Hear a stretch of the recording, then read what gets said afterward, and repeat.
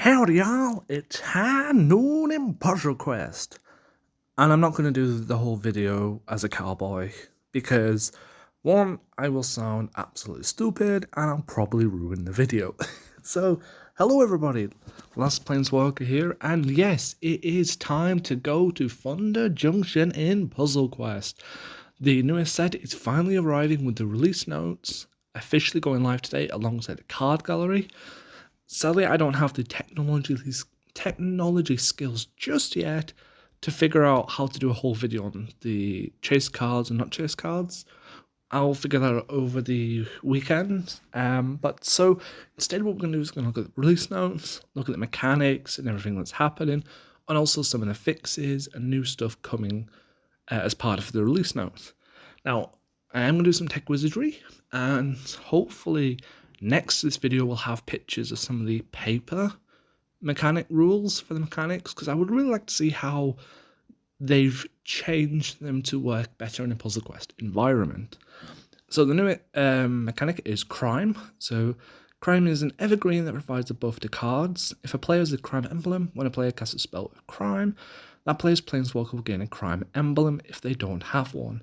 So the emblem is essentially the similar ones you get for like Devotion. So in the Pharaoh set, you would have this little, I think it's like a pillar icon. So every time you cast a card for like white, green, black, or blue, if you have something like Devotion, that will get your Devotion meter up. So I think this is going to work similar. There'll be nice little emblems every time you cast a spell with Crime. When a player casts a spell, yeah, that emblem counter will go up. Well, you get that emblem, so you get more additional effects. So the evergreen hint is when a card with Crime enters the battlefield, you commit a crime. If your Planeswalker doesn't have a Crime emblem, it gains a Crime emblem. While you have a Crime emblem, perform the card's associated effects. A spell with Crime deals 3 damage to target creature. If you've committed a crime, destroy that creature instead. And then we have the icon. So first of all, let's have a look at the paper rule. So in paper, Crime is target an opponent, anything that opponent controls, and or any cards in an opponent's graveyard is a crime. Now, I do believe they could have made this a one-to-one transition.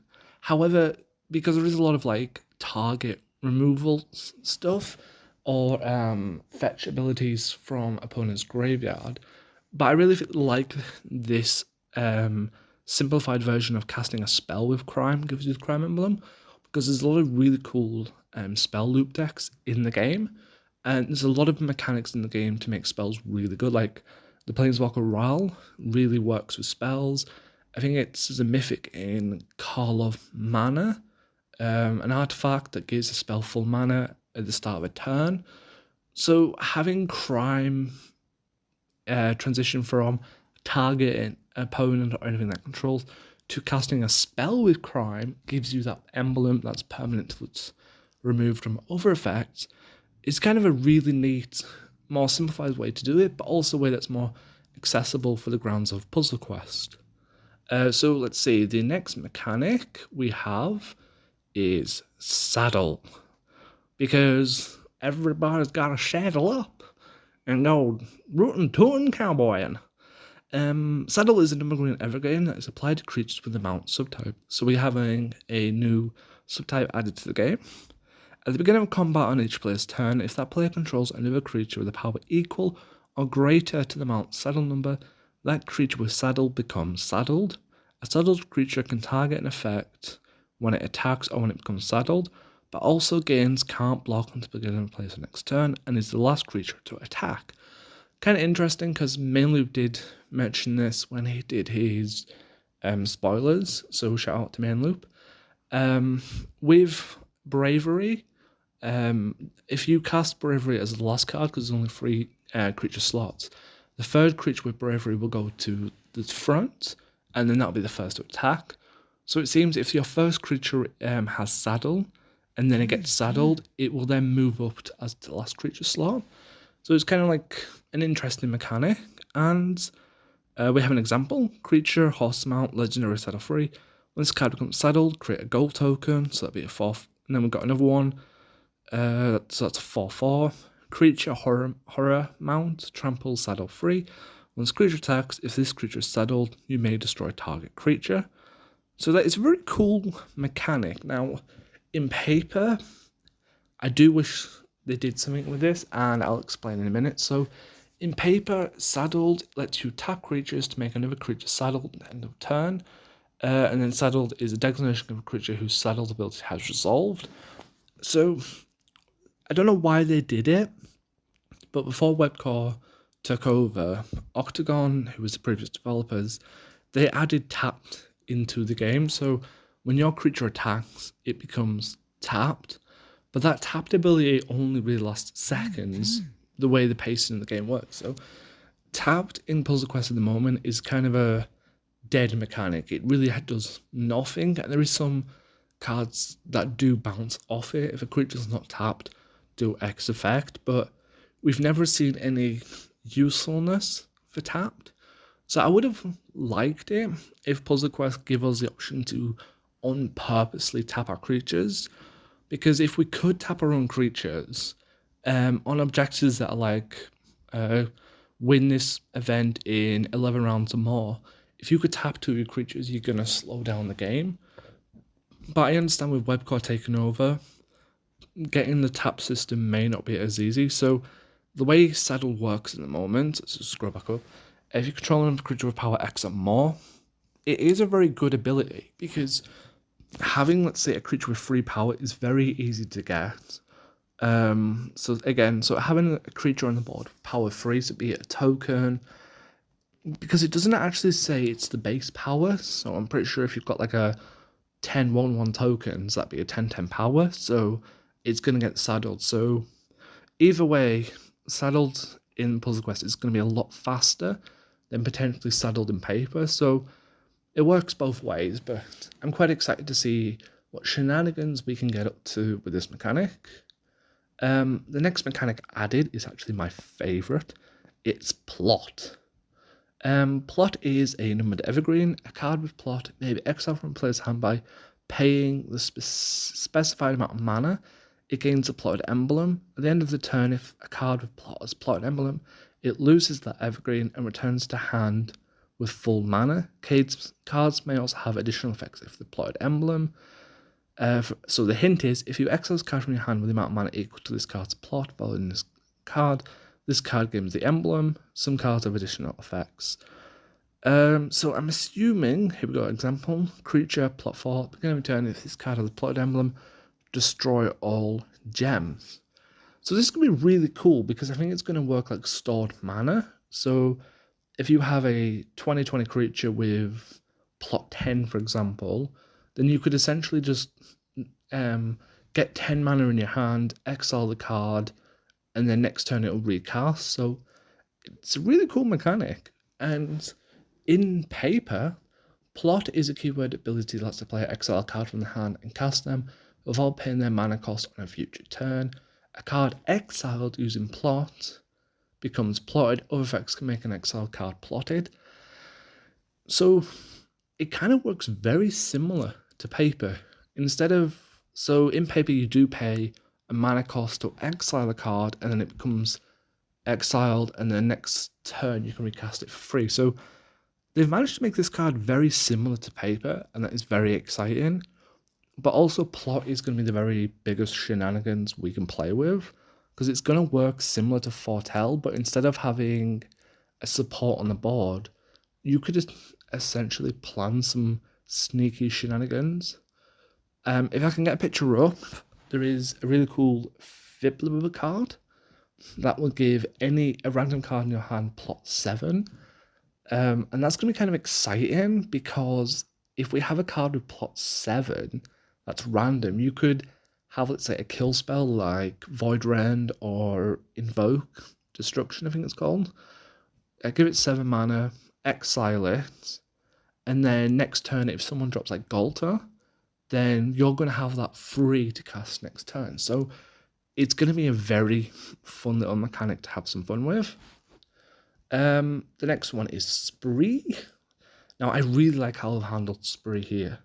Spree is a numbered emblem that a planeswalker will have while the Spree card is in their deck. So again, similar to Devotion, similar to Oh, we just looked at it now. Let's go back up.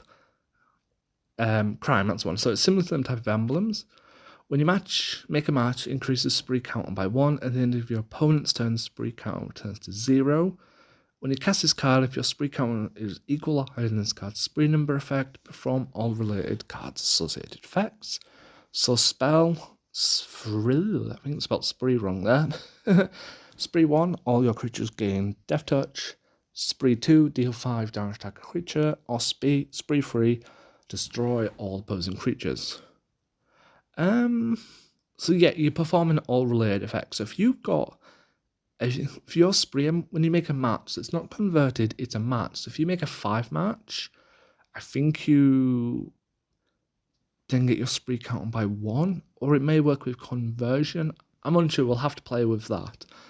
But it's really cool to have this mechanic that if you have spree 3, then all your creatures gain a Death Touch. You're also dealing 5 damage to a random creature, and then you're also going to destroy all creatures. That is really cool. Now, Spree and Paper is an ability found on some spells that allow you to choose one or more modes and requires you to pay an additional cost for these modes.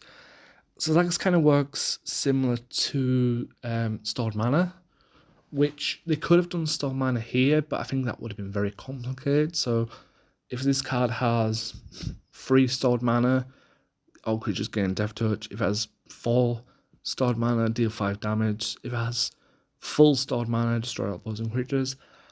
That would be the kind of way you would do it if it was 1-to-1 paper, but I think that would be very complicated. So having it doing it based on when you make a match, and it doesn't actually end till the end of your opponent's turn. So if you have ways to give your card flash, and let's say you give this spell here flash, and you have a free in your spree emblem, then if their creature attacks, you're going to give all your creatures Death Touch, deal 5 damage to target creature, and destroy all opposing creatures. That's going to be insane if you can give a card flash. Honestly, that is my favourite mechanic for spell decks, so I'm quite happy for that. And then we got the little evergreen. So I don't know where my voice went then. So far, the mechanics sound really exciting. Murder's a Call mechanics weren't that exciting. There's collect evidence, which in paper is exile X card from your graveyard, where it has X mana cost. Whereas in Puzzle Quest, it's a simple token. Probably not the best solution, but with a lot of cards in Puzzle Quest that dumped graveyard being in black, having it as a paper mechanic, so it's exile a card from your graveyard with X mana, kind of does restrict it to a lot of black planeswalkers, which is kind of annoying. So simple token did seem to be the easiest solution. Other than that, there wasn't very many new mechanics in Murder's a Call of Mana, so it seems like Thunder Junction is going to be a lot stronger. And then we've got another hidden mechanic. So what I mean by hidden is, back when Zendikar Rising dropped, they created the party mechanic, so certain creature types became party members. I think that was Cleric, Wizard, Warrior, and Rogue. It wasn't like a new mechanic, it was just a way to make them creature subtypes work. So here we got a similar mechanic, it's Outlaw, so it's a hidden subtype. It's all assassins, rogues, pirates, warlocks, and mercenaries. Okay, rogues must not be party. Okay, I don't know what party is now. Hint, assassin, rogue, pirates, warlocks, and mercenaries. Outlaws, creature. When this creature enters battlefield, if the opposing player controls an outlaw, this creature gains double strike. Then this creature deals X damage to each outlaw. X is this creature's power. It's kind of an interesting Ox Sheriff. I kind of like that. One of the really cool things I like about this, and again, if I have the technical wizardry, the card might be on screen, is Murder's Call of Mana had a uncommon spell that allows you to target creature, and it becomes a 1/1 with the assassin subtype, and you copy it onto your side of the battlefield. So if someone, let's say, playing Legacy and someone has, let's say, Tiamat, you're going to put Tiamat on your side of the board as a 1/1 assassin dragon. What's really cool about that is with Outlaw, there's some Outlaw tokens well, mercenary tokens that give your outlaw +1/+1. So you have this really cool combo now that you can steal an opponent's creature with this spell. It becomes a 1/1 assassin in addition to its other subtypes. Plus, it's now going to get a +1/+1 buff compared with the mercenary token that gives outlaws his buff. So you're going to have some really fun shenanigans with that little spell. So you steal a creature, and it's kind of important why I'm discussing about stealing creatures because of the new Planeswalker, Oko, the Ringleader. So Oko is a Fey Planeswalker, native to Eldraine, prankster, chaos, and he wants to perform vault heists. Now, it's a green-blue, 110 life, really good mana gains, 3 to blue, 2 to black, 3 to green, neutral to white-blue, no, white and red. However, I do have a minor, it's about this small, which if I was on camera you'll see it's very small, issue. And let me explain it first. So, for 7 loyalty, you create 4 gold tokens, really useful. Draw 2 cards, then if you committed a crime, those cards gain half their mana, rounded down, otherwise you gain the crime emblem. Okay, I didn't read that at the start, so I might have to rejig what I was on about. Then you create a copy, or then for 10 mana, partner duplicate, create a copy of target non-token creature you control into your hand. That card gains 4 mana. Then if you commit a crime, reinforce that creature. So when you cast it, it'll be reinforced. Create 3 Grand Heist tokens with Thunder Heist for 15 mana, 15 loyalty. So low loyalty gains, but that's kind of good. Create 3 Grand Heist tokens, then if you commit a crime, create 8 gold tokens. Now, the issue with this Walker, which I think they kind of fix with Gold Fever, is when this set eventually, in 2 years, rotates out of standard, you will lose the ability to commit crimes if crimes never revisited. So I'm hoping when you gain the crime emblem, if you don't have any cards in your hand that commit a crime, because I think, let's go to crime mechanic again. Crime is an evergreen buff, players a crime emblem. Yeah.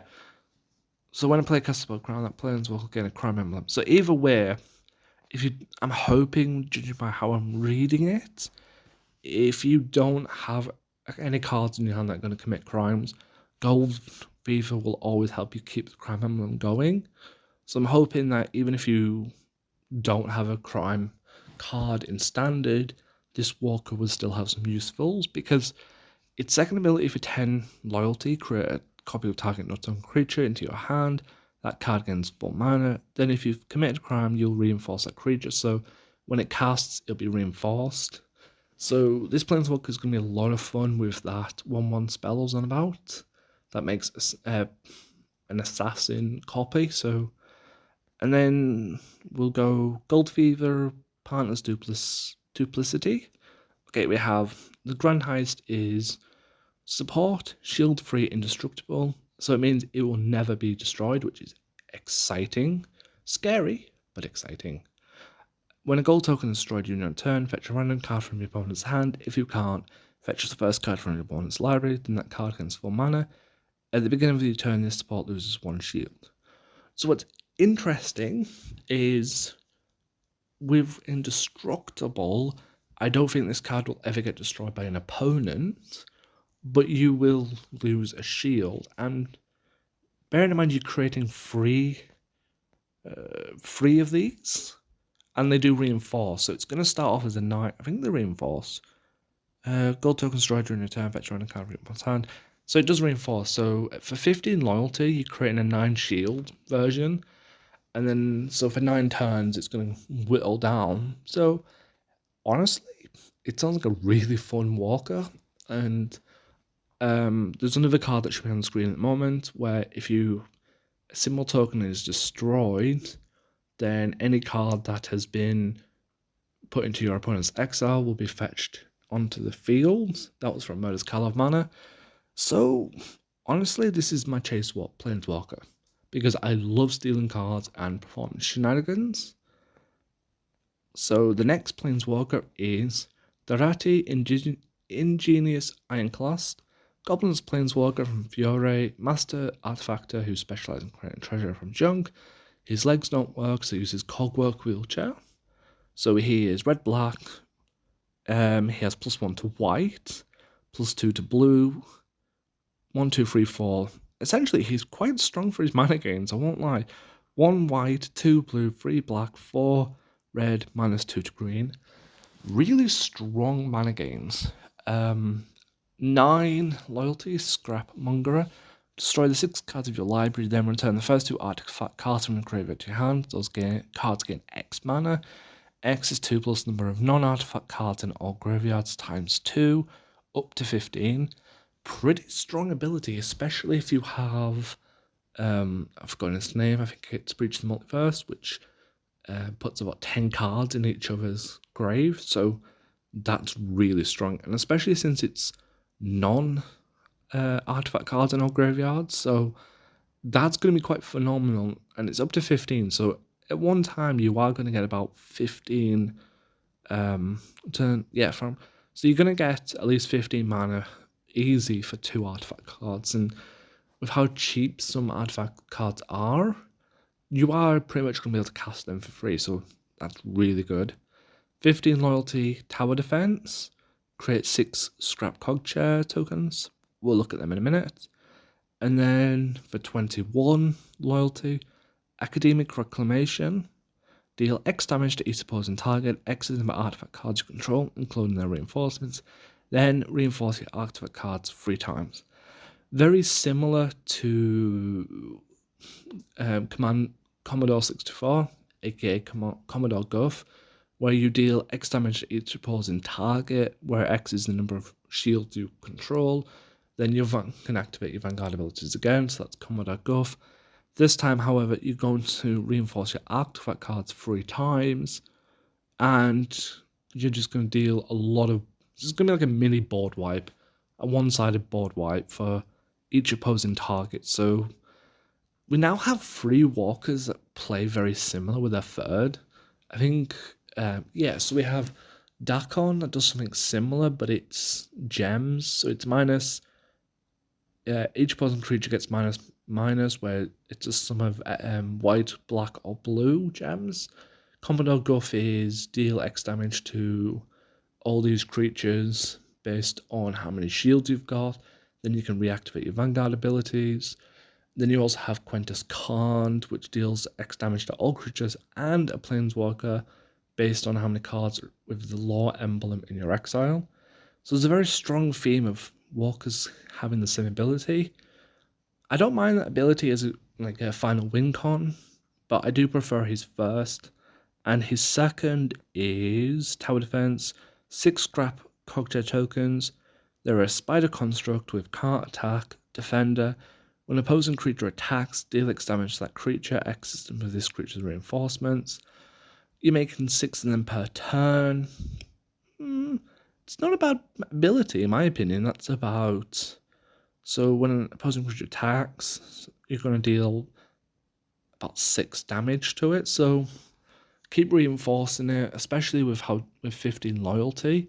I think, personally, my favourites are going to be the first and the second, and the third's just a final win con. So I'm quite excited to play with him. He's not my most favourite. He has got 125 health, and he's got great mana gain, so he's going to be a very strong walker. But as my playstyle is a lot about stealing cards, I think I'm more going to chase Oko the Ringleader. And then we have a new event, the Locomotive Looters. Toot toot! Under the vast expanse of Spine Gully, a sleek luxury locomotive thundered along the tracks, slicing through the rugged landscape of the frontier. The locomotive pulls a string of carriages laden with gold, cash, and precious cargo. Thunder Junction is a land of lawlessness and unpredictability, and the outlaws know their time is limited. Fight against other outlaws to conquest all treasures under the locomotive. Kind of sounds exciting. So it's a PvP, no entry fee, standard, 1 node, lasts for 46 hours, 0 recharge rate, which I really like. So you're going to get 12 nodes to start off with. So you've got 46 hours to get all 12. without recharge, so you could do 12 in one go, or you can split them up. This is kind of the best way to handle this because there's been a lot of times in the past where time zones have been a problem for people. So when they've recharged, they're probably asleep or at work and they're missing charges. Where having them all in one go, if you wake up and the event started and you've got 12 charges, and let's say you've got an hour before you go to work, you could get at least half of them done or all of them done, and that's it sorted. So I really like this new mechanic of just having them up front. Special rules, this node features a different event spot spawned under no player's control, but affecting both players. Kind of exciting. So we spots are luxurious locomotive, token, can't be destroyed, can't be exiled, can't be reinforced. When an outlaw creature you control deals combat damage to your opponent's planeswalker, increases card's level by X, then create a gold token. X is the damage dealt that way. When this card's level becomes 50, destroy all non-outlaw creatures, and each player loses 50 life. This card level becomes 1. Now, because this is under no player's control and is affecting both players, hitting 50 shields with some of the cards is going to be quite easy. So you're going to need, and at the end of the turn you get 2 life for each creature control.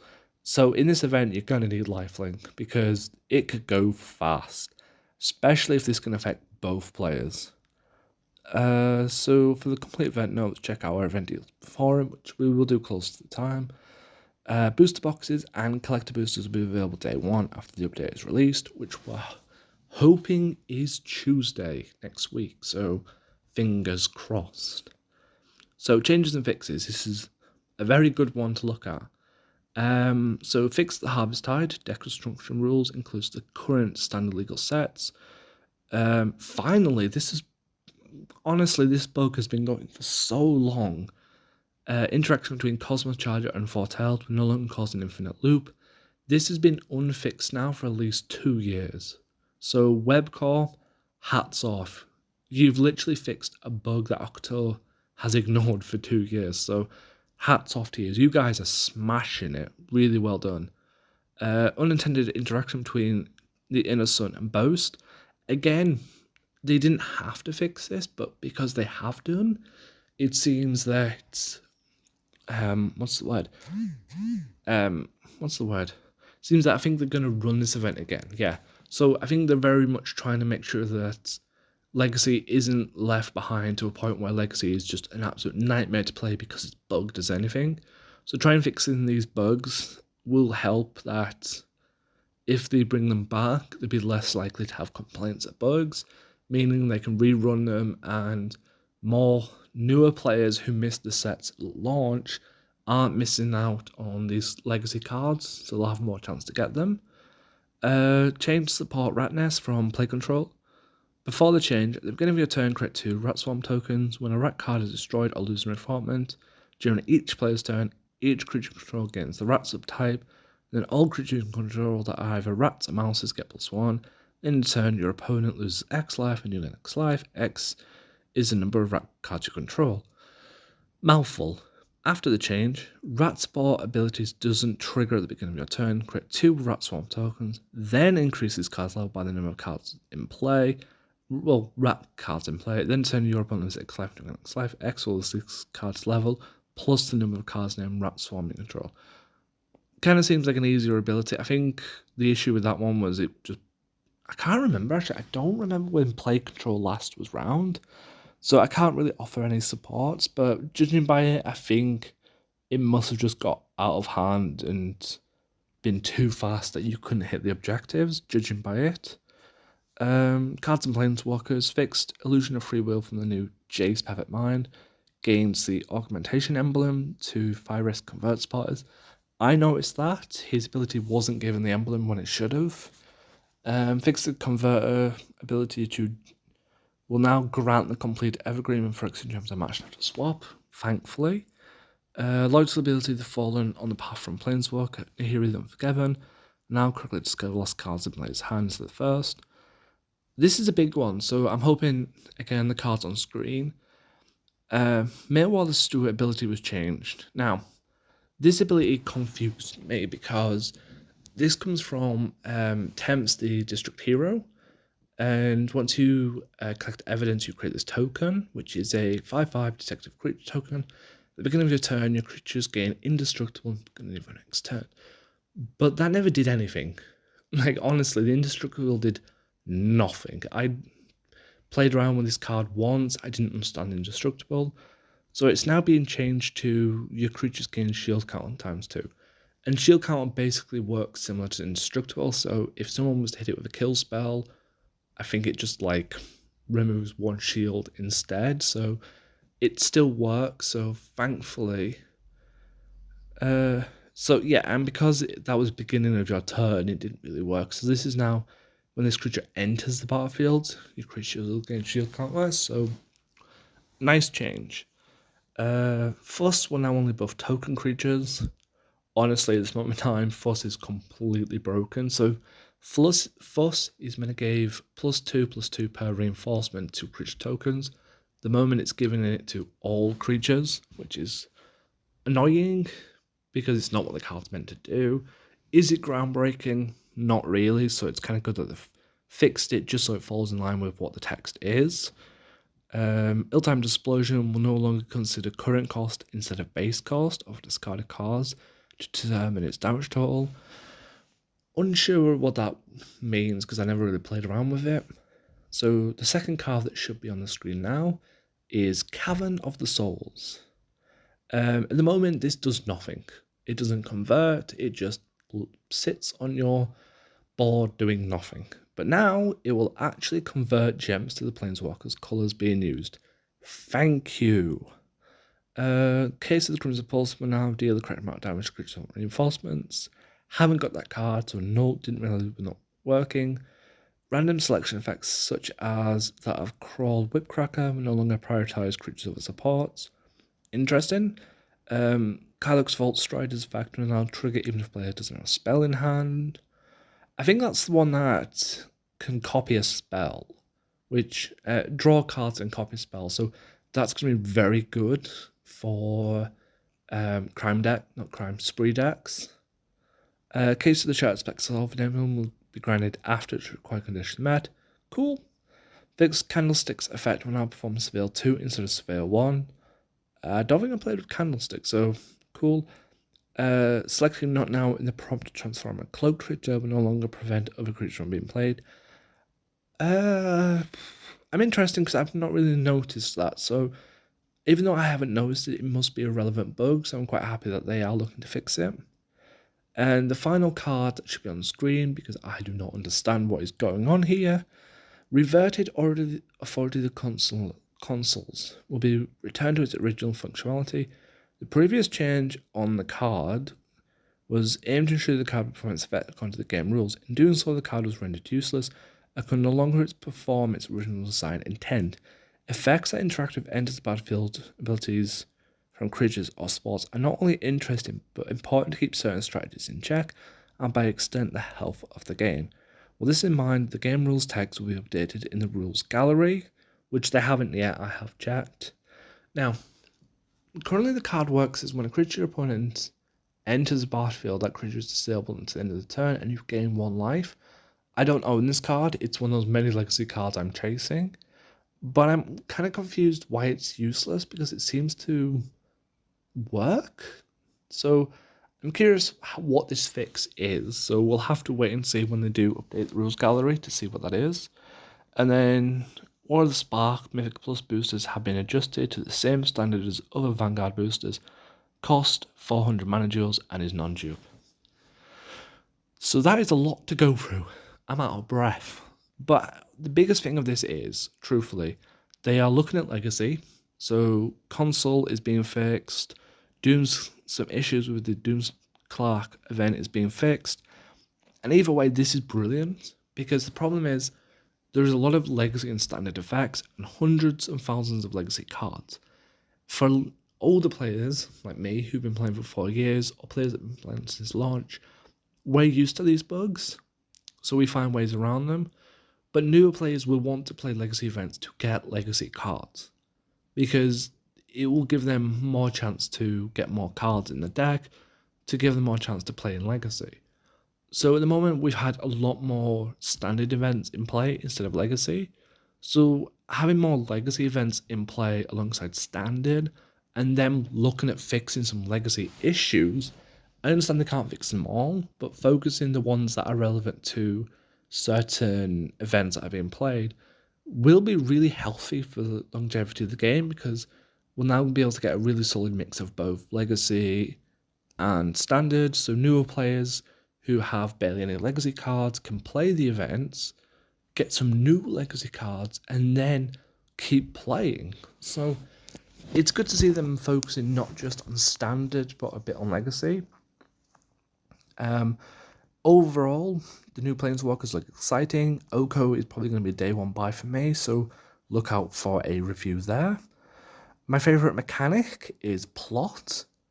There should be a picture on the screen in 3, 2, 1. This guy, who I have talked about in paper, is coming to Puzzle Quest, and he is my chase card. Because I'm a token player, I'm a copy player, and if you look at Oko, where's Oko? If you look at Oko being blue-green, this card on screen is green. Could you imagine being able to steal creatures? They get reinforced, they get this XX boost. That's gonna be insane. Not even that.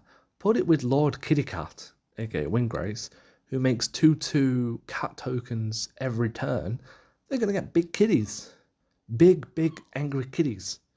So I'm really excited for this card. So overall, is this set going to be exciting? Yes, it is going to change standard a lot. Judging at some of the current cards in the card pool, oh, yikes, is all I'm going to say. There's some really strong cards, and there's going to be some more annoying shenanigans with Blossoming Tortoise, so watch out for them. I would recommend you keep an eye out on Gozmaster, Nalfazar, and Mainloop's channels, because they may have chase cards up soon. I would recommend Gozmaster for chase cards, because I usually copy his chase card list, so shh, don't tell him I said that. So thank you everyone for watching, and I'll see you all next time.